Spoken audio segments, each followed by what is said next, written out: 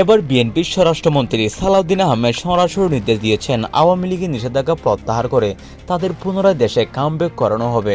অর্থাৎ আওয়ামী লীগ নিষিদ্ধ প্রত্যাহার এমন ঘোষণা দিয়েছেন তিনি। সাম্প্রতিক সময়ে এক সভায় বক্তৃতাকালে তিনি সরাসরি বাংলাদেশের রাজনৈতিক ইতিহাসকে সহ সামনে নিয়ে সবকিছু খুলে বলেন এবং বলেন, বাংলাদেশের ইতিহাসে আওয়ামী লীগ হচ্ছে এমন একটি দল যারা সবসময় 1972 সালে সংবিধানের পক্ষে ছিল এবং 1971 সালে তাদের কারণে মুক্তিযুদ্ধে বাংলাদেশ স্বাধীন হয়েছিল। সেদিন যদি আওয়ামী লীগ নামে কোনো দল না থাকতো তাহলে এতদিন বাংলাদেশের জন্মই হতো না। 1971 সালে আওয়ামী লীগ বাংলাদেশকে প্রতিষ্ঠিত করেছে এক কথায়। আজকে সেই আওয়ামী লীগ নিষিদ্ধ 2 বছর ধরে। কেন নিষিদ্ধ এর কোনো জবাব নেই।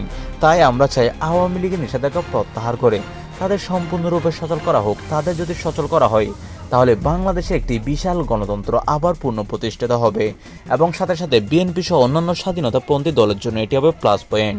তার এর বক্তব্যের পরপর সামাজিক যোগাযোগ মাধ্যমে ব্যাপক উত্তেজনা ছড়িয়ে পড়েছে। অনেকে বলছেন এটি হয়তো বাংলাদেশের রাজনৈতিক প্লট উল্টে দিতে পারে।